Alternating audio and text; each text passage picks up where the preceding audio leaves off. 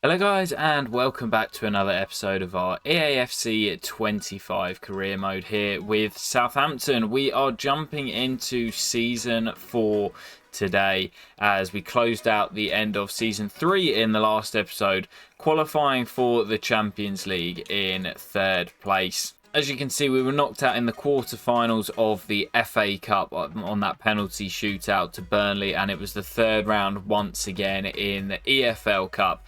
We've got a big transfer window ahead and lots to crack on with, so let's dive straight into the beginning of season 4. Right then, into season 4, lots to crack on with, but the important one, have we got that Champions League paycheck? Let's have a look. Where are we? Ooh, 157. Wow.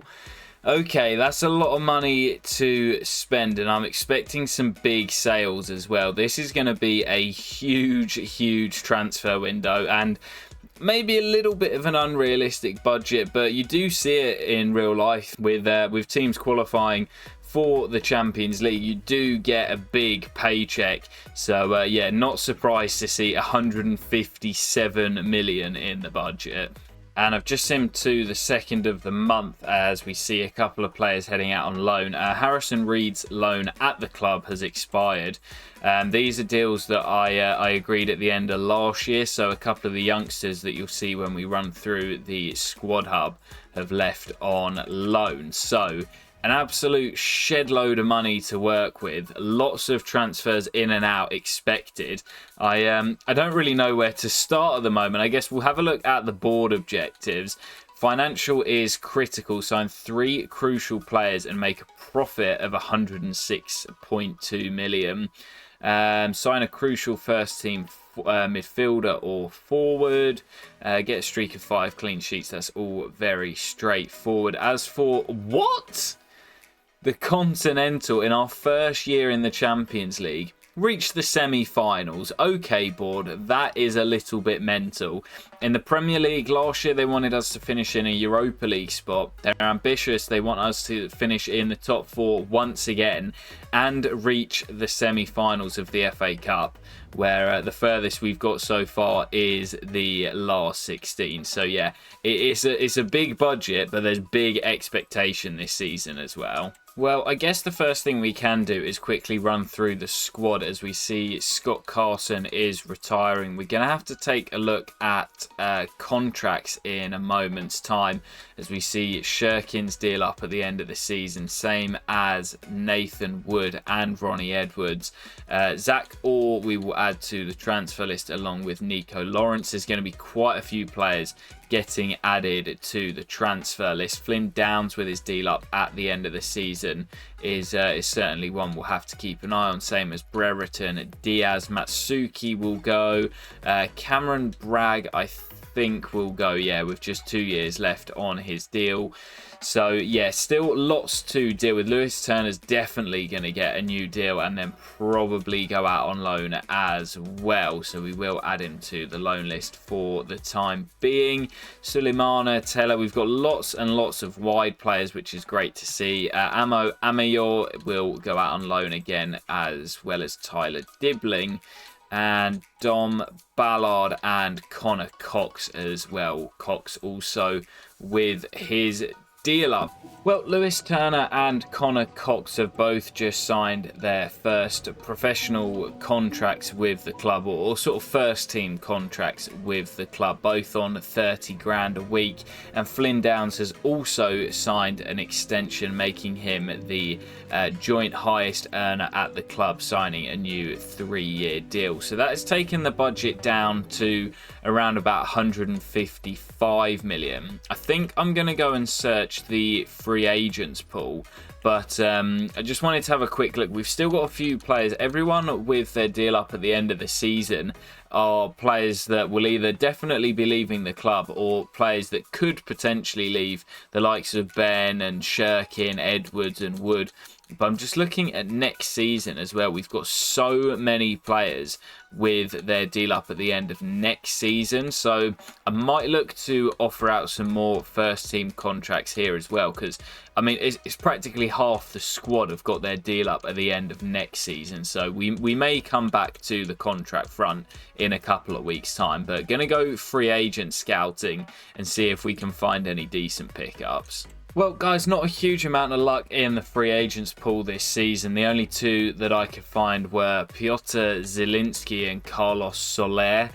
Both look pretty decent in the sort of summary tab, but I'm going to try and wait. I don't think I'll get a full scout report back, but I'm going to try and wait a little bit longer and see if we can get a little bit more of a detailed report before going in for one of them. But I am quite wary that they get picked up pretty quickly. Wow, already on day 3 of the transfer window, a huge bid for Sem Stein from Arsenal. But you know what? They finished outside of the European places last season. Normally, I wouldn't stand in my player's way, but I honestly think Sem would stay at the club. He's already been here for 2 years. I don't see him jumping ship to a team that are not in a European spot at all. We've got Champions League football now, you've got to remember. I'm only selling my players if I really do think it is a major step up. As for Trey Hume, we've had a bid from Roma. Now, I don't want the exchange player, so I'm going to remove him. But if we can get up to maybe 16, 17 million, I think that's a fair fee for Trey Hume, who's been a really solid pickup for us. But handing in that transfer request, looks as if he is heading to Rome to play under Daniele De Rossi. Well, in our next sim, another huge bid, this time from Liverpool for Leif Davis. We said we were probably going to have to sell him this summer as he handed in that transfer request a few years ago now, and we've just been running down his contract. But I quite like that as a transfer heading to Liverpool to play under Arne Slot. So 29 million. I'm going to ask for, do you know what, I'm going to be really difficult, and I'm going to ask for 28.5. And Arne Slot says yes, that is fine. And Leif Davis, after 2 solid years at the club, looks as if he may be heading to Anfield. Well, the bids are going to come in for Taylor as well because he's on the transfer list, but I've already said I'm not selling him. He just signed a new deal at the beginning of last season. I think he's probably going to take over as captain in most of our games this season. So, yeah, I'm not selling Taylor. I'm going to be rejecting all the bids, but there is one deal that does go through. Leif Davis. I loved him down that left-hand side, but as I mentioned, we knew we had to sell. And heading to Liverpool, I quite like that one as a realistic transfer. And we've also seen the Trey Hume deal go through. So 2 fullbacks out of the door already, just a couple of days into the transfer window. Well, that's taken our budget up to just shy of £200 million. And do you know what I think I'm going to do with some big bids coming in already? Now that we're in the Champions League, one of the key men that I really don't want to lose is Omar Solé. He's not ridiculously highly rated at 84, but he's just such an important piece of this team. Kimpembe's now 31. Of course, Taylor, we've only got him until really the end of his contract after handing in that transfer request. I do not want Solé to go anywhere. There was big interest in him last season, and I'm going to repay him for helping us qualify for the Champions League with a new bumper pay packet at St Mary's.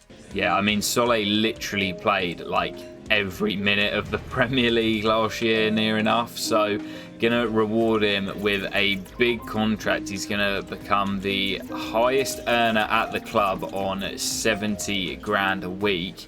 We'll give him a nice little, well, he wants an even bigger sign-on bonus, my goodness. Well, he'll agree at 250 grand, but Omar Solé, putting pen to paper on that new deal, 70 grand a week makes him the highest earner at the club. And I haven't really touched on it yet, but Evan Nilsson, just 2 years left on his deal, not giving him a new contract just yet, because if big clubs come in for him, I'm not going to stand in his way. I could just tie him down to a new new deal. But I think it's realistic that if a big team did come in, that we would let him go.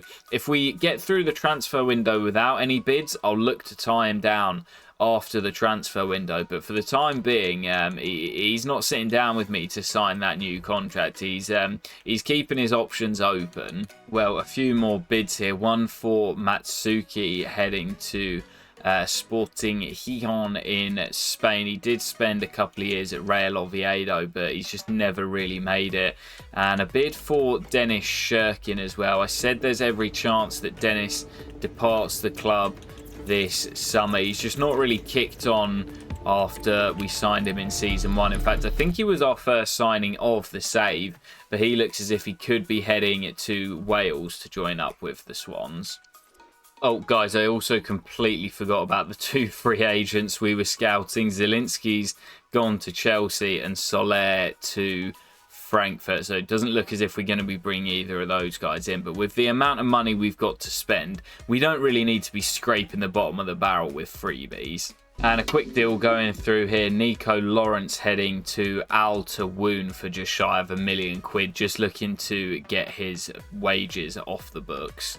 Oh, guys, one thing I need to do as well that I've just remembered is promote a couple of the youth players. Likos Harris, we've been waiting on for like 3 years. He's finally 16. I want to get him out on loan. Clarence and Diashime as well. Definitely want to get him out on loan. Leo Wade's looking fantastic as well, so I might look to get him out on loan as well. I also promoted a few more players from San Marino at the end of recording the previous episode. So we've got Nicolo Mazza and Cassadai, 2 central defenders who have both been called up to the youth academy along with Nicolo Messina. So yeah, 3 players from San Marino in the end made it into the youth academy. Just a quick note on the Youth Academy as well. Going to be having a season off this year as we've got such a big backlog of youth players. I need to get them out on loan and developed and decide who is really going to make it. We don't really need any more youth players. So yeah, no youth scouting for this season. Well, another deal going through there. That was Dennis Shirkin being walked out the door. Sam Amior also heading to Sunderland, back to the Championship for another year. Matsuki heading to Spain, and we should see the deal for Dennis Shirkin. There he is, heading to Swansea after a couple of decent years with the Saints, but never really developed how I wanted him to. Well, another huge bid from Liverpool for our other fullback on the right side, Carl Walker-Peters. But for this one, I'm turning that down. KWP's going nowhere. He's the captain. I've said the whole time that I'm keeping him here until he retires. So Liverpool going after all my fullbacks, but not going to happen as we see Lewis Turner head out on loan to Newcastle. Managed to secure him a Premier League loan just for 1 year, as I think potentially he could be ready to come back next season and play some part in the first team. And a similar story for Connor Cox too, who heads out to Feyenoord in the Eredivisie. I quite like that one. Also just a 1 year loan for the young striker. Well, I quite like this bid. Ipswich just gone back down to the Championship, coming in for Ronnie Edwards. £5 million for Kieran McKenna. I think that's a good deal. But the big one, Aston Villa coming in for Evan Nilsson. I touched on him earlier. Do I think Aston Villa is a step up in his career? At this stage, I'm honestly not sure. I'd say ourselves and Villa are actually at quite a similar level. Maybe over recent seasons they've done slightly better, but I'd certainly say we are a club on the rise. I wouldn't say in terms of stature it's a much bigger move, but they were Man City's closest rivals for the title last season. But I think for that one, I'm going to turn that down. I'm going to say Evan Nilsson's already here on the South Coast. He's happy with the football that he's getting. We've qualified for the Champions League. Yes, Villa have been there for a few seasons now, but we're going to keep him here unless one of the real top boys come in, as Lewis Payne also heads out for just 1.2 million. Well, guys, you know I like to keep my saves realistic, and I was thinking heading into this season, we're going to want some players with some European experience. And there's one man that I've had on the shortlist since Series 1. I've been eyeing to bring him back to the club for some time now. And at Liverpool, he's 36 years of age. He's down to 83 overall. He's dropped down the pecking order, and his physical stats are completely gone. But we know how good this guy was in his prime. Virgil van Dijk, former Southampton player. I want to bring him back before it's too late. He already can't move, and his stamina's starting to go as well. But I think it's now or never for Virgil van Dijk. Probably going to cost us around 15 million as well. So to bring the big Dutchman back to St Mary's, let's go after Virgil van Dijk. Yeah, I mean, the impact that this guy had when he was brought to Anfield was just absolutely insane. I don't think he's quite as good as he was 3 or 4 years ago. I'm talking about in real life here, as they want Sekou Mara, not going to happen. But I mean, he is still such a fantastic player for Liverpool, and for 16.5 million, Arne Slot happy to depart with the Dutchman. It's a new era at Anfield, and I'm saying to Virgil, come back to your second home in England on the south coast, back at St Mary's. So Virgil van Dijk is in. He takes the number 3 jersey, but during his first stint with the club, he actually wore the number 17. So I'm going to give that back to the big Dutchman. Of course, he's worn 4 his whole career at Anfield, but yeah, I'm going to give him his old number 17. As I say, his movement is really, really bad. His pace is completely shot. But he's still a very, very good defender. So I'm sure he will make a difference in those big Champions League clashes. And we've got 4 really, really solid central defenders now. And with that in mind, with Edwards looking likely to depart the club, I'm going to give Nathan Wood a contract extension with just a year left on his current deal. He's a decent 5th choice central defender. He's not going to play much, but on the sporadic squad role, he never complains that he doesn't get the football, and he's pretty decent when he does play. So our centre back options are completely sorted. We've got some real good options, with Edwards looking likely to depart for Ipswich, and we're still trying to get Zach Orr out the club. Well, there's another deal as Ronnie Edwards does depart to Ipswich as expected. Well, another one out the door as Don Ballard heads out on loan to Union Berlin for the season. There's another one as Tyler Dibling heads out to Germany to Heidenheim for 2 years. Quite like that one. Yeah, still pretty happy with the starting lineup, but it's pretty clear that we need a new left back. Ilya Gruev currently having to sit in there at the moment and do a job, and I know exactly the man that I want. I've got quite a few names on the shortlist in that position. I like the look of Hartmann, moved on from Freiburg to Sociedad in the save. I like Renato Vega as a Chelsea fan, the young fullback.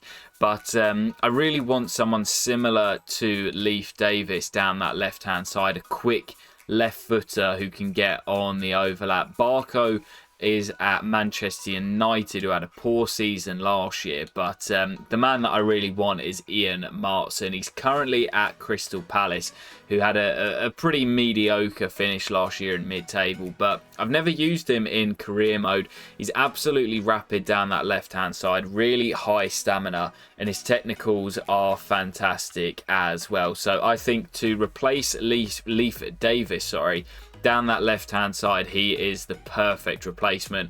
Gonna cost us a fair few quid, but he's one of the best left-backs you can buy in FC 25 this year. I'm gonna go in a little bit cheeky and offer 46 million, which is the valuation. I have a feeling they're gonna tell me to get stuffed. Yes, 68.7 they want for the Dutchman.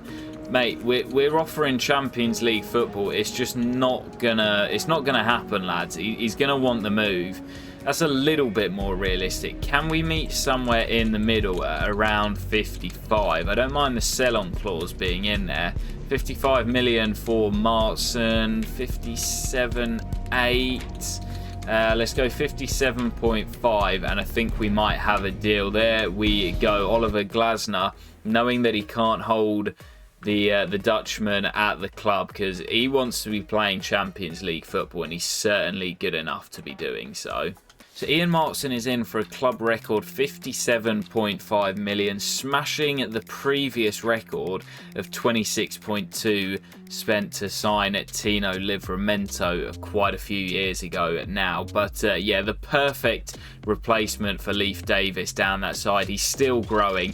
He's an absolute beast going forward as well. I think that is a really, really good pickup from Crystal Palace. Well, another quick deal going through here. Clarence and Diashime heading out to Charleroi for 2 years as we look to get him some nice development. Well, another youngster going out on loan is Alikos Harris heading to Motor Lublin. No idea what team that is or where they play, but I'm hoping we get some nice development on the young Cypriot. And another quick deal going through here is Cameron Bragg departs on a permanent deal to Konyaspor in Turkey for 1.6 million, just looking to get him off the books. And Leo Wade also heading out to Turkey. They can jump on the same plane as he is heading out to Kasim Pasa for 2 years. Well, guys, with the money that we've got left, 131.5 million in the budget, a couple of weeks before the season starts, of course, we are facing Newcastle away at St James's. And the next man that I'm looking to bring in is actually a current Magpie. Tino Livramento came through the Chelsea Academy, of course, was picked up by Southampton at a young age for what still stands at a club record fee of 26.2 million. Moved on to Newcastle in real life, and he is starting to sort of implement his game at St James's Park, but a pretty poor season for them last year. I think they finished in the bottom half of the table. We can offer Champions League football. I'm going to say to Tino Livramento, come back to the South Coast, back to St Mary's. He's got fantastic physical stats, similar to Ian Martson, who we've picked up down the left-hand side. He can actually play on the left as well. He spent quite a lot of his time at Newcastle playing from the left. He's got good technical stats, good defensive stats as well. He's going to cost us probably around half of our remaining budget, but I think that would be a really good pickup from Newcastle. Yeah, I've had my eye on Livramento since the save begun. I kind of knew he was my long-term replacement for Walker Peters, and I think now qualifying for the Champions League with Newcastle having a poor season, it's the right time to bring him to the club. But they want a lot of money for him. 60 million's already 12 over the market valuation. And I reckon if we meet in the middle at 62.5, that will be a new club record fee, surpassing the 57.5 that we paid for Ian Martson to bring Tino Livramento back to the club. So yes, Tino Livramento in for a new club record fee of 62.5 million, just 24 years of age and still loads of room to grow. He's got the 4-star weak foot, so he can play on either side as well. Came through the Chelsea Academy but moved to Southampton in 2021 and had a really solid 2 years on the South Coast before his move to Newcastle last year. He's just a really, really solid fullback, quite similar to Martson, but probably a little bit better on the ball. And I do see him being really good at that false back role where he steps into midfield on the right hand side. Tino Livramento, welcome back to St Mary's. As I say, that now means Livramento comes in at right back, KWP drops to the bench, and Taylor takes the armband. The squad's looking very, very solid indeed. And yeah, I'm feeling ready for the new season. As I mentioned, loads of really good squad depth. Need to get rid of Zach, or I just cannot get rid of him. Might look to release him if we can't get a permanent move But yeah, really happy with how the squad is shaping up. Yeah, this transfer window has been absolutely crazy as we see a bid come in for Ilya Gruev. But I like him as a squad player, so he's going to be staying put. But yeah, a couple of weeks before the season begins, another bid coming in for Taylor Harwood-Bellis.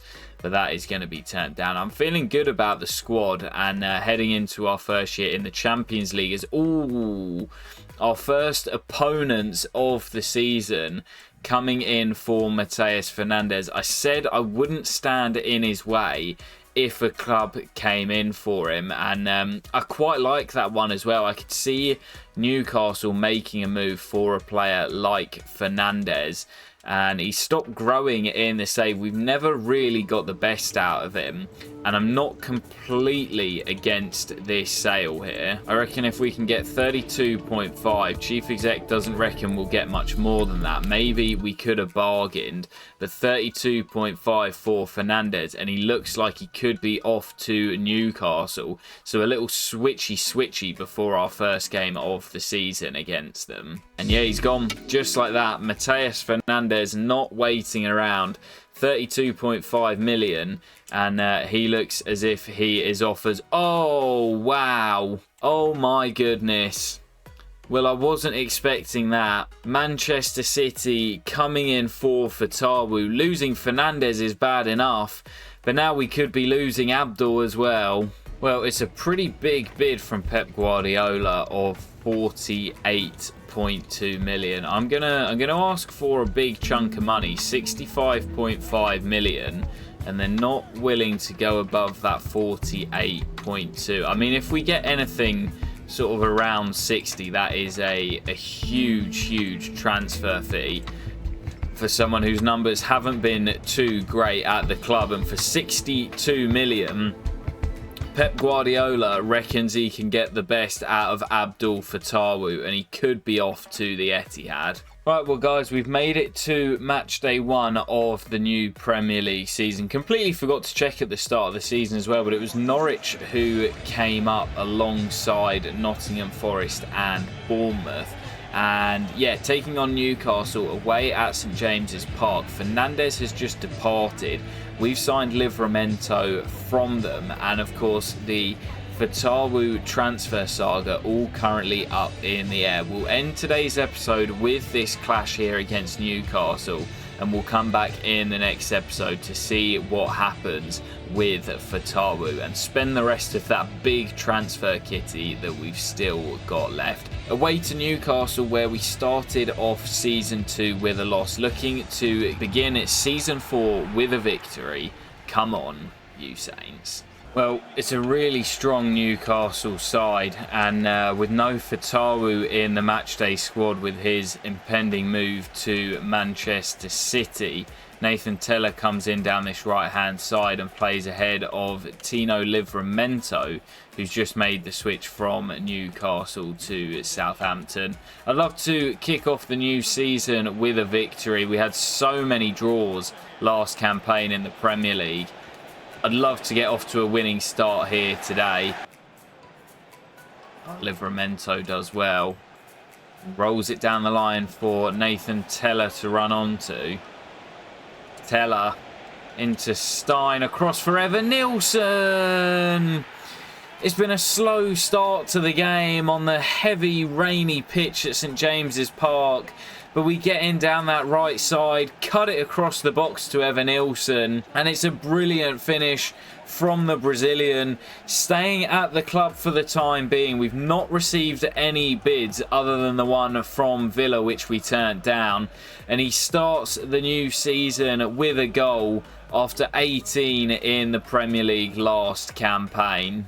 Well, brilliant first half from the Saints. Underway in the second. Still we lead by 1, but we are so difficult to stop once we go into the lead. But this Newcastle side is very, very good, and they do have attacking players that can cause us a threat going the other way. I have a feeling we might need a second goal today as Evan Nilsson looks to get away. Can he provide it? Evan Nilsson, tight angle, and it falls kindly for St Maximin. who shows the respect against his former team, but a mix-up. I think it was Sven Botman who looked to have possession of the ball. His teammate runs into him, and St. Maximin says thank you very much, finishes from close range, and the Saints lead by 2. Yeah, if you remember back to last season, St. Maximin scored on his debut and then only picked up 1 other goal in the entirety of the season. He scored on match day 1, not his debut, but the debut of season 4. And I'm hoping he's going to be able to go on a little bit of a better run of form, as Livramento, also against his former team, forces the save out of Chevalier. But yeah, hoping St. Maximin can pick it up this season and return some more goals for us. Well, there is the whistle at St. James's, and what a way to kick off season 4. 3 points on the board, a tricky away day in the north as we take on Eddie Howe's side, but a perfect way to close out today's episode. It's been quite a busy one. I feel like we're back in season 2 summer transfer window territory, where it was the rebuild, but it's been the Champions League rebuild this time around. But guys, thank you so much for watching. We'll be back in the next episode to find out what will happen with the Fatawu transfer saga, and we'll look to make some more big signings with over 100 million left in the budget. I'll catch you in the next episode very soon. Take care, guys, and peace.